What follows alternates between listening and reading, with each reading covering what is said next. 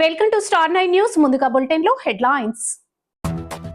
టిడ్కో ఇల్లు రాని వారికి దరఖాస్తు నగదు రిటర్న్, సీఎం చంద్రబాబు నిర్ణయం. గంగమ్మ తిరునాళ్ల వేడుకలలో పాల్గొన్న దగ్గుమాటి వెంకట కృష్ణారెడ్డి. గూడూరులో టీడీపీ కార్యాలయంలో ఉగాది వేడుకలు.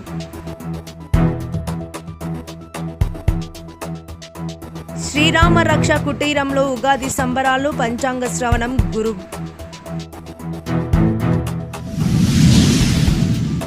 చలో జువ్వలదెన్నే కార్యక్రమాన్ని విజయవంతం చేయండి, మాజీ ఎమ్మెల్యే రామిరెడ్డి. గత ప్రభుత్వ హయాంలో టిడ్కో ఇళ్లకు డబ్బులు చెల్లించి ఫ్లాట్ కేటాయింపులు జరగని వారికి వాళ్ళ దరఖాస్తు సొమ్ము తిరిగి చెల్లించాలని ముఖ్యమంత్రి చంద్రబాబు నాయుడు అధికారులను ఆదేశించారు. రాష్ట్రంలో మొత్తం 83,865 మంది దరఖాస్తుదారులకు 174 కోట్లు వెనక్కి ఇవ్వాలని స్పష్టం చేశారు. రాష్ట్రంలో నిర్మాణం పూర్తయిన 1,875 టిడ్కో ఇళ్లను త్వరలోనే లబ్ధిదారులకు అందించి గృహ ప్రవేశాలు చేసేలా ఏర్పాట్లు చేయాలన్నారు. బుధవారం క్యాంప్ కార్యాలయంలో పట్టణ అభివృద్ధి శాఖపై అధికారులతో సమీక్ష నిర్వహించిన ముఖ్యమంత్రి అధికారులకు పలు అంశాలపై దిశానిర్దేశం చేశారు. రాష్ట్రంలో 123 ULBల్లో ప్రతి ఇంటికి QR కోడ్తో డిజిటల్ డోర్ నెంబర్లు త్వరితగతిన కేటాయించాలని సీఎం చెప్పారు. ఆస్తి పన్ను నుంచి మొదలుకొని అన్ని వివరాలు QR కోడ్తో లింక్ చేయాలన్నారు. భారత్ బిల్ మన మిత్రతో అనుసంధానించాలని చెప్పారు. అలాగే ఎక్కడ తాగునీరు కలుషితం కాకుండా వాటర్ క్వాలిటీ మానిటరింగ్ ఎప్పటికప్పుడు జరగాలని, దీనికి smart water pipe line grid ఏర్పాటు చేయాలని చెప్పారు.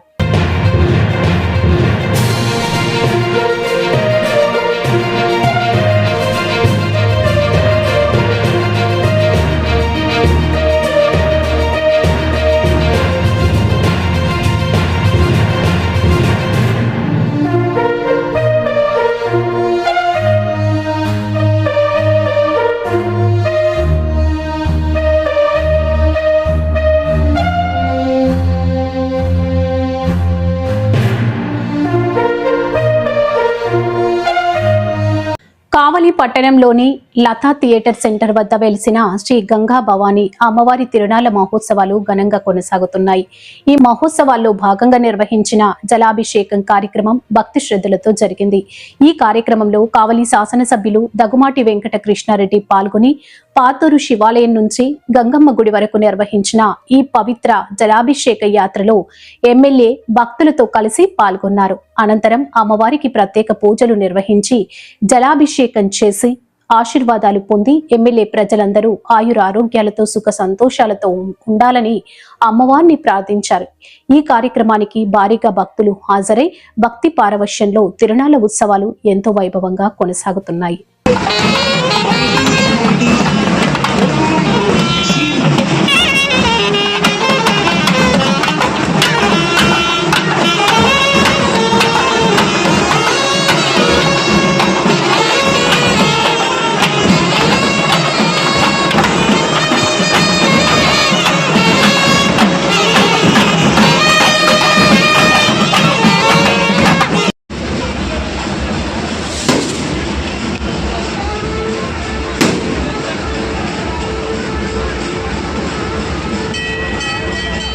గంగమ్మ తల్లి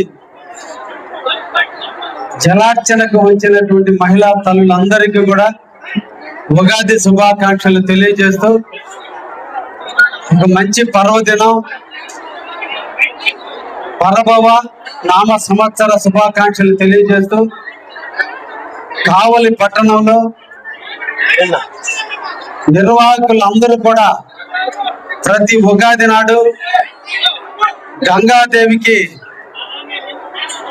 జలహారతి ఇవ్వటం, ఆ తల్లి దీవెలను తీసుకోవటం, సంవత్సరాంతము కూడా కావలిలో కరువు కాటకాలు ఏర్పడకుండా ఆ తల్లి దీవెనలతో పాడి పంటలతో అష్ట ఐశ్వర్యాలతో తులతూగే విధంగా ఆ గంగాదేవి ఆశీస్సుల కోసం తెలుగు సంవత్సరం నాడు ఈరోజు ఈ నిర్వహించినటువంటి కార్యక్రమానికి అందరికీ కూడా అభినందనలు తెలియజేస్తూ ప్రతి సంవత్సరం కూడా నిర్వాహకులు ఘనంగా నిర్వహిస్తూ సనాతన ధర్మాన్ని, హిందూ సాంప్రదాయాలను గౌరవిస్తూ మన కావలికి తలమానికమైనటువంటి ఆ గంగాదేవి యొక్క ఆశీస్సులు పొందడం చాలా సంతోషదాయకమైనటువంటి విషయం. ఈ ప్రాంతం దేవతలకు నిలవైనటువంటి ప్రాంతంగా అభివృద్ధి చెందుతూ ఉంది. ఇప్పటికే ఈ స్థలంలో పోలేరమ్మ గుడి నిర్మాణం జరిగింది, బ్రహ్మం గారి గుడి నిర్మాణం జరిగింది. ఇక్కడ గంగాదేవి యొక్క గుడి నిర్మాణం కూడా చేపట్టాల్సిన అవసరం ఉంది. ఈ ఉగాది పర్వదినాన అందరం కూడా ఒక మంచి సంకల్పంతో ఆ గుడి నిర్మాణానికి పూనుకుందామని అందరికీ కూడా కోరుకుంటూ, గంగాదేవి యొక్క ఆశీస్సులతోనే మనం జీవిస్తున్నాం. ఆ తల్లి దీవెన లేకపోతే, నీరే లేకపోతే ఈ సృష్టికి మనుగడే లేదు. ఆ నీటికి ఆధారమైన గంగాదేవి యొక్క గుడిని మనం అతి తొందరలో మనం తప్పకుండా శంకుస్థాపన చేసుకుని గంగాదేవి గుడిని మన అందరం కూడా నిర్మించుకుందామని, దాని నిర్మాణంలో నేను కూడా పాలు పంచుకుంటానని ఇక్కడ నిర్వాహకులందరికి కూడా తెలియజేస్తున్నా. తప్పకుండా వచ్చే ఉగాది నాటికి ఈ గుడి నిర్మాణం కూడా జరుగుతుందని, ఆ తల్లి చేపించుకుంటుందని విశ్వాసంతో అందరికీ కూడా అభినందనలు, ధన్యవాదాలు తెలియజేస్తున్నా. Thank you very much.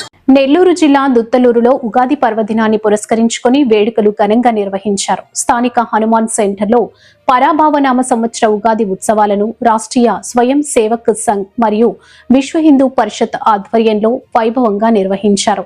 ఈ సందర్భంగా నిర్వాహకులు, ప్రముఖులు తెలుగు ప్రజలందరికీ నూతన సంవత్సర శుభాకాంక్షలు తెలియజేశారు. ఈ కార్యక్రమానికి ముఖ్య అతిథిగా హాజరైన స్థానిక ఎస్ఐ ఆదిలక్ష్మి మాట్లాడుతూ, పరాభావనామ సంవత్సరంలో ప్రతి ఒక్కరూ జీవితాల్లో సుఖ సంతోషాలు వెళ్లి విరియాలని, సమాజంలోని అందరికీ మంచి అవకాశాలు, ఆయురారోగ్యాలు కలగాలని ఆకాంక్షించారు. వేడుకలో భాగంగా ఉగాది పచ్చడి పంపిణీ నిర్వహించగా స్థానిక ప్రజలు పెద్ద సంఖ్యలో పాల్గొని ఉత్సాహంగా జరుపుకున్నారు. ఈ కార్యక్రమంలో నర్రావుల పుల్లారెడ్డి, పేసల కృష్ణ, అందే రామయ్య, అందే శివపార్వతి, సింగవరపు సురేంద్రరెడ్డి, చింతనబోయిన వీర నరేంద్ర, కల్లు భాస్కర్ తదితరులు పాల్గొన్నారు.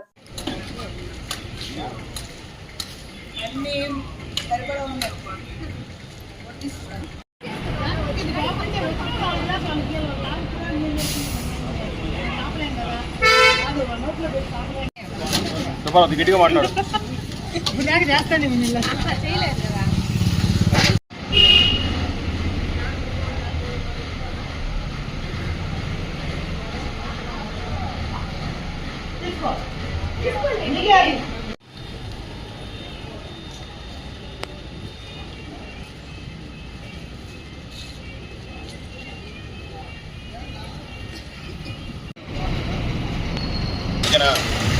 నమస్కారం. అందరికీ తెలుగు సంవత్సరాది శుభాకాంక్షలు. ఈరోజు దుత్తలూరు హనుమాన్ సెంటర్ నందు ఆర్ఎస్ఎస్ మరియు విశ్వభారతి స్వచ్ఛంద సేవా సంస్థ మరియు విశ్వ హిందూ పరిషత్ ఆధ్వర్యంలో ఉగాది పచ్చడి పంపిణీ జరిగింది. అదేవిధంగా ఈ పండుగ సందర్భంగా అందరూ కూడా సుఖ సంతోషాలతో ఉండే వర్తిల్లాలని మనస్ఫూర్తిగా కోరుకుంటున్నాం. అందరికీ నమస్కారం అండి. ముందుగా శ్రీ పరాభవ నామ సంవత్సరాది శుభాకాంక్షలు. ఈరోజు దుత్తలూరు మండలంలో హనుమాన్ జంక్షన్ సెంటర్ వద్ద ఆర్ఎస్ఎస్ మరియు విశ్వ హిందూ పరిషత్ వారి ఆధ్వర్యంలో ఉగాది పచ్చడి పంపిణీ చేయడం జరిగింది. ఈ నూతన తెలుగు సంవత్సరాదిలో అందరూ కూడా ప్రతి ఒక్కరూ సుఖ సంతోషాలతో వర్ధిల్లాలని మనస్ఫూర్తిగా కోరుకుంటున్నాం. నెల్లూరు జిల్లా గూడూరు పట్టణంలోని టీడీపీ కార్యాలయంలో తెలుగు మహిళ ఆధ్వర్యంలో ఉగాది పండుగను ఘనంగా నిర్వహించారు. టీడీపీ మహిళా నాయకురాలు సమిష్టిగా ఏర్పాటు చేసిన వేడుకలను ఉత్సాహభరితంగా జరిపారు. ఈ కార్యక్రమంలో ముఖ్య అతిథిగా ఎమ్మెల్యే పాషిం సునీల్ కుమార్ పాల్గొన్నారు. ఎమ్మెల్యే మాట్లాడుతూ, ఉగాది పండుగ తెలుగు ప్రజల సంస్కృతి, సాంప్రదాయాలకు ప్రతీకగా నిలుస్తుందని తెలిపారు.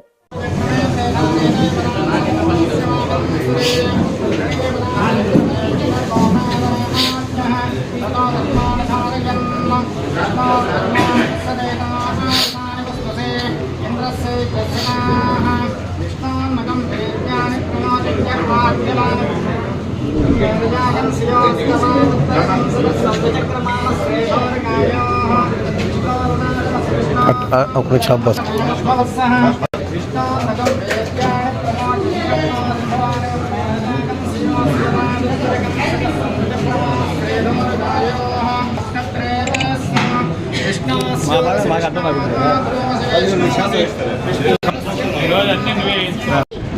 ఈరోజు గూడూరు పట్టణ కార్యాలయం ఈ ఉగాది సంబరాలను ఏర్పాటు చేసినటువంటి మా మహిళా ఆడపడులందరూ కూడా చేతులెత్తి నమస్కారాలు తెలియజేస్తున్నా.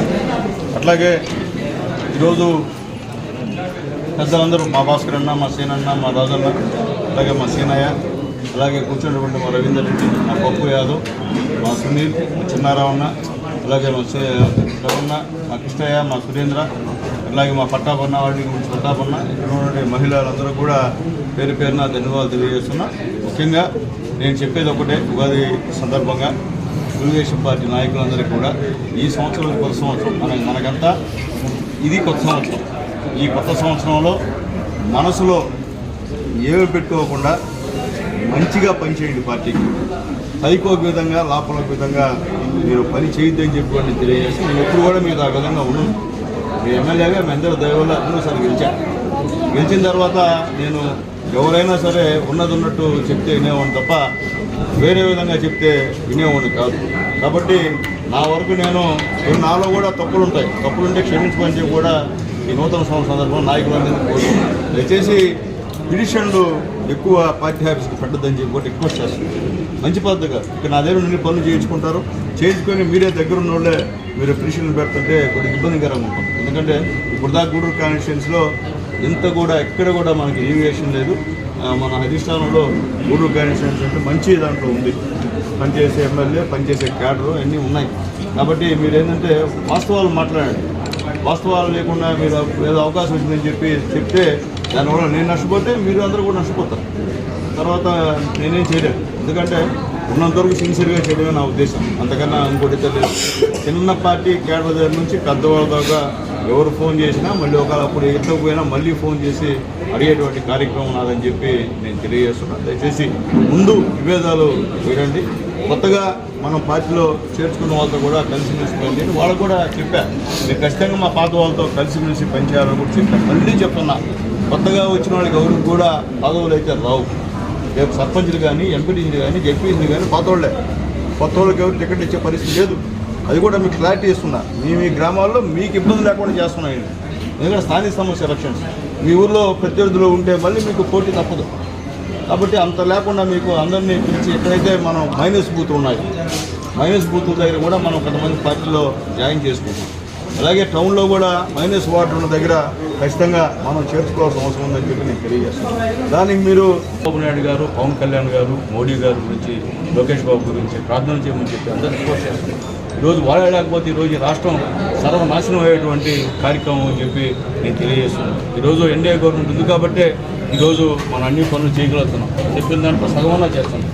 లేకపోతే ఆ గవర్నమెంట్ లేకపోతే, మోడీ గారి పైన లేకపోతే మన పరిస్థితి చాలా ఇబ్బందికరంగా ఉంటుందని చెప్పి నేను తెలియజేస్తూ, ఈరోజు ఆ మంచి నాయకుల కోసం ఏ మతాలున్నా, ఎవరున్నా, ఏ కులాలున్నా వాళ్ళ కోసం రోజు ప్రార్థనలు చేస్తే మనము బాగుంటాం, మన బిడ్డలు బాగుంటాం, ఈ రాష్ట్రం బాగుంటుందని చెప్పి అందరికీ కూడా నేను తెలియజేస్తూ, ఏదైనా ఇబ్బందులుంటే, పొరపాటుంటే నన్ను కూడా క్షమించమని చెప్పి కూడా నా గూడూరు నియోజకవర్గంలో కూడా మరొకసారి నమస్కారాలు తెలియజేస్తూ, ముఖ్యంగా ఈరోజు పరాభనవ ఉగాది శుభాకాంక్షలు తెలియజేస్తూ సెలవు తీసుకుంటాం.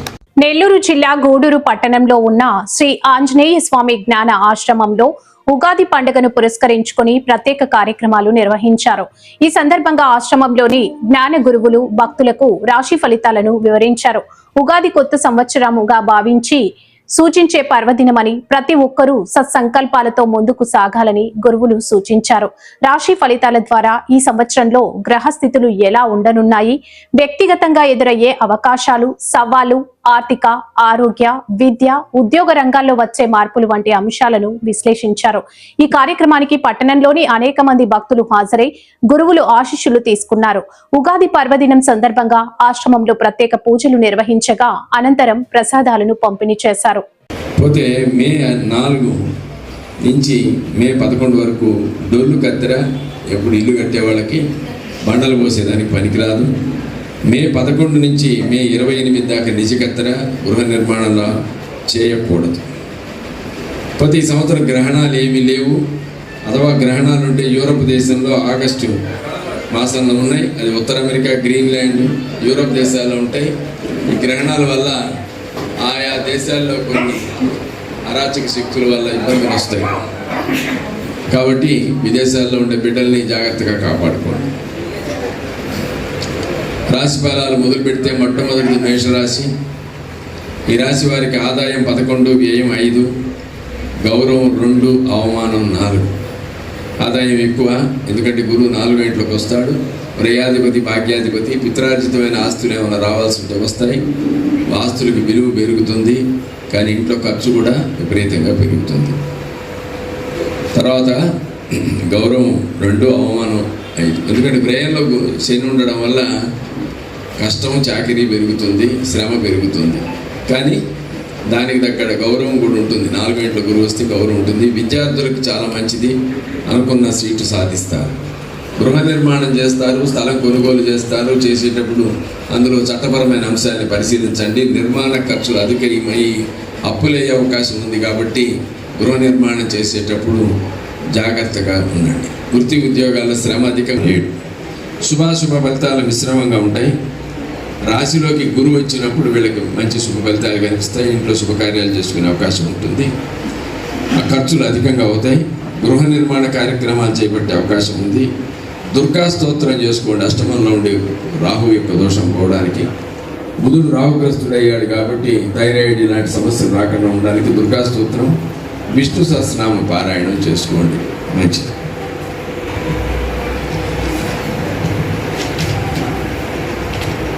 తదుపరి రాశి సింహరాశి. మక 1, 2, 3, 4 పాదాలు, పుబ్బ 1, 2, 3, 4 పాదాలు, ఉత్తర 4వ పాదం, ఉత్తర 1వ పాదం గణించాలి. ఆదాయం 7, వ్యయం 7, గౌరవం 5, అవమానం కూడా 5. అన్నీ సమానంగా ఉన్నాయి. మక 1, 2, 3, 4 పాదాలు, పుబ్బ 1, 2, 3, 4 పాదాలు, ఉత్తర 1వ పాదం. శుభాశుభ ఫలితాలు మిశ్రమంగా ఉంటాయి. ఎందుకంటే కాలసర్పం ఏర్పడింది. కాలసర్పం వల్ల శరీరం కొద్దిగా బలహీనంగానూ అనారోగ్యంగానూ ఉంటుంది. షేర్ మార్కెట్లు వీళ్ళకి పనికిరావు. అగ్రిమెంట్లపై సంతకం చేసేటప్పుడు అవతల కాగితాలు లీగల్గా బాగున్నాయా లేవో చూసి ఆరోగ్య విషయంలో జాగ్రత్తగా ఉండాలి. ఉన్నత స్థాయి సీట్లు వస్తాయి. కంటి చూపు విషయంలో జాగ్రత్తగా ఉండాలి. విద్యా విషయాలలో జూన్ నుంచి డిసెంబరు లోపల ఫారిన్ పోయే ఛాన్స్ ఏదైనా ఉంటే వస్తుంది. ఆడవాళ్ళకి ముఖ్యంగా ఐరన్ లోపించే అవకాశం ఉంది. అష్టమంలో శని ఉన్నాడు కాబట్టి షష్టాధిపతి కాబట్టి అష్టమంలో ఉన్న ఏం ప్రమాదం రాదు. అందువల్ల రుద్రాభిషేకం, మహన్యాసపూర్వక రుద్రాభిషేకం, కాలసర్పదోష పూజ అంటే రాహుకేతుల పూజ జపం చేయించుకోవాలి.